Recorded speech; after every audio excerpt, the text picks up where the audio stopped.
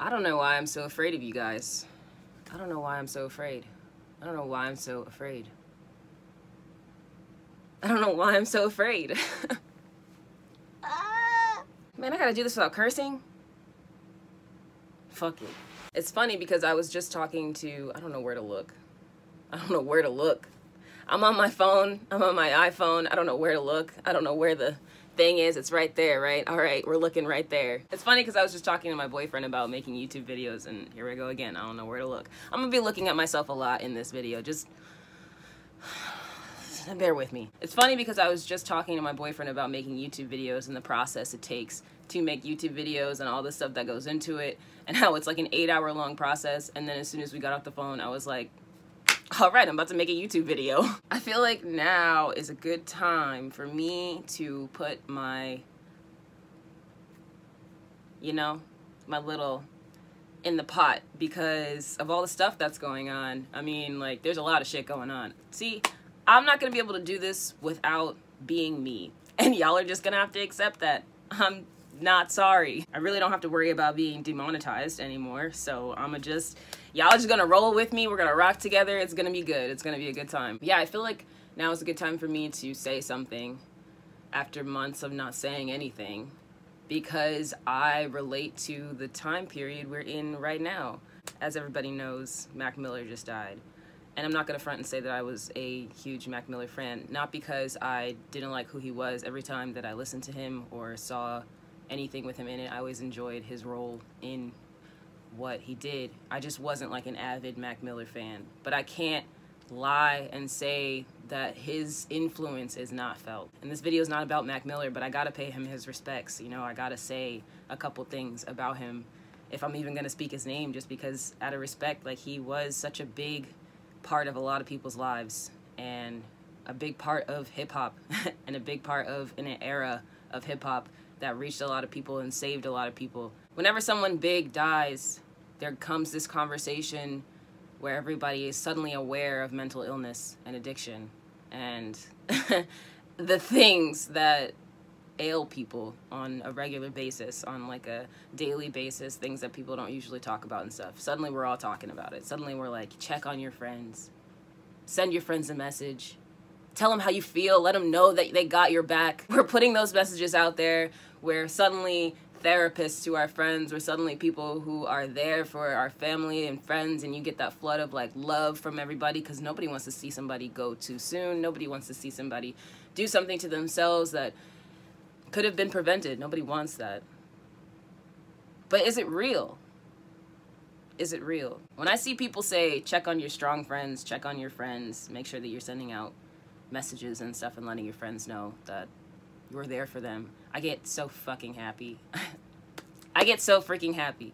If what I'm going through is a struggle on a regular basis, that means that somebody out there, my friends, people in a close mile radius, are also going through the same thing, and they probably need to be reached out to the same way that I do. So when I see this stuff, when I see like everybody get super avid about reaching out and making sure that their friends with mental illness are okay, I get really excited because to me it means that we are becoming more aware of each other and more empathetic.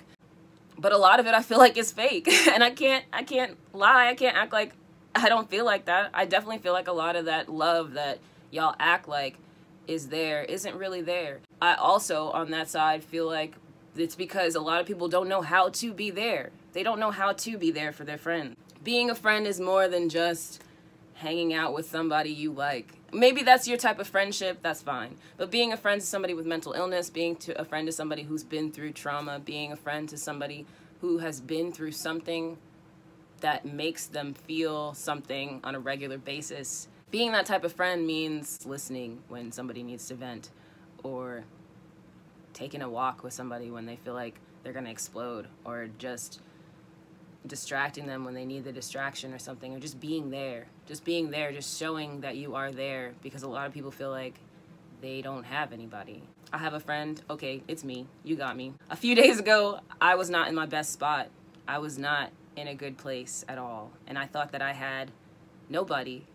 And that's not at all true. That's not at all true. I'm very loved. I have good friends. I have good people in my life. But you know, the stuff up here, it kind of makes you feel like you're alone. It makes you feel like you don't have anybody to talk to, and nobody's going to understand what you're going through, and the things that you're going through are solely your problems. And I didn't feel like I could reach out to anybody. So, you know, I dealt with it on my own. I dealt with it on my own and got through it. But that moment, the low moment that I had, the moment where I didn't think that I could get through what I was going through mentally, that's when I felt the lowest. And that's when I felt like I wasn't gonna make it past that moment. But then when I did make it past that moment, I realized there are so many people who feel like this.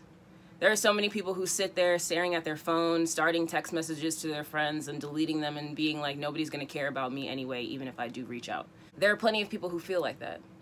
And it's not necessarily their fault. And I know that sounds like, I know how that sounds, but it's true. When you're ailed by an illness, when you're ailed by trauma, when you're ailed by anxiety or depression, it's not always your fault necessarily that you feel the way you feel. It makes it hard to reach out to friends because whatever it is in here is telling you that your friends don't care about how you feel. It's telling you that your friends have other things to do and they have their own problems to deal with, and you putting your problems on them would make you less of a friend to them, and all these negative things. And I thought about that. I thought about that after having my moment, having one of the lowest moments that I've had in months, in a few months. I thought about that and I was floored. I was floored because I am that friend that reaches out to people. And I'm not saying my friends are bad friends for not reaching out to me. They're not bad friends for not reaching out to me. I understand that people have their own lives and stuff. But to be a friend to someone with mental illness means reaching out. To be a friend to someone with trauma means reaching out. To be a friend to anybody, even if you don't know what they're going through, it means sending a, hey, just thinking of you text message. Because people are out here thinking that they are not in anybody's mind. They are out here thinking that no one would care if they died. They are out here thinking that no one would care if they ceased to exist just because of what's going on in here. And it's a lot. It's a lot that's going on in here. There is a lot of stuff. There are a lot of things going on up here. The human mind is complex to a degree that I don't understand and is really frustrating, but there's a lot going on up here, and sometimes we can't handle it on our own.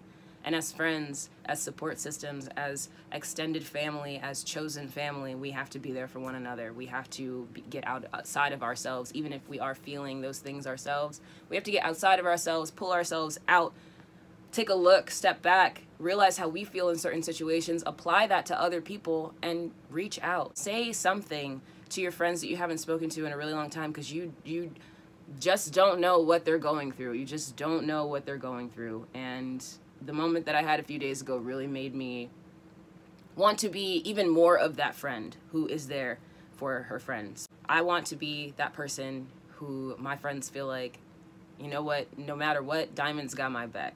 Because I do. I have a lot of time on my hands. I don't really have much going on these days. So, I mean, if you need me, I got you. I'm here. I'm here for you guys. I've been through a lot this year.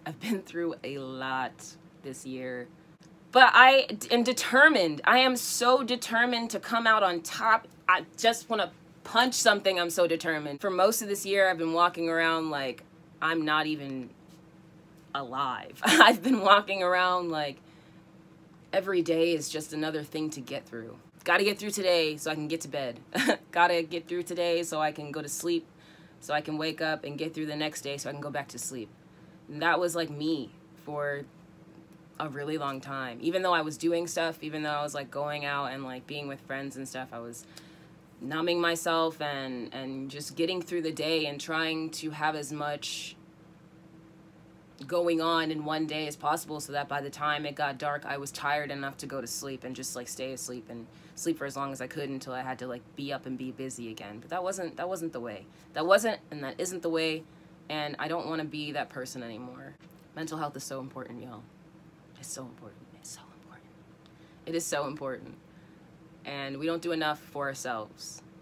blanket statement, that goes for everybody. We don't do enough for ourselves. We don't do enough for ourselves. I don't care who you are. You're not doing enough for yourself, for your mental health. We just don't have the time in the day because capitalism, but also because just we don't make time for ourselves to sit and just think about the things that are going on and give love to ourselves and do the things that we need to do in order to keep ourselves happy and to maintain that happiness. So I really want y'all to just understand the importance of being a friend, because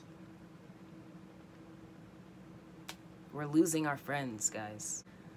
We're losing our friends to something that doesn't have nearly as much power as we do when we're united. And it fucking sucks. So, that's my comeback video. Yeah. I don't know. Yo, I'm really thinking about becoming a gamer, though. Stay tuned for that. I'm about to buy a really nice system. About to buy all the games. I'm gonna have those big ass headphones on. Next time you see my video, I'm gonna have some big ass headphones on, have a little mic and shit, and be this close to the camera and be like, okay guys, so today we're gonna be playing. Watch. That's my career path. Next time y'all see me, it's gamer videos for y'all. But well, I don't know what kind of content's gonna be on these videos, but I'm hopefully gonna, yeah. Thank you guys for watching. I hope you enjoyed this video. I am glad to be sitting here. I'm happy, I'm fortunate. I feel good. I feel good, and I hope y'all can tell. I honestly hope that the way I feel, it is evident to y'all, because it's been a very long time since I could sit down and feel good, and I feel great, and I want my friends to feel the same way.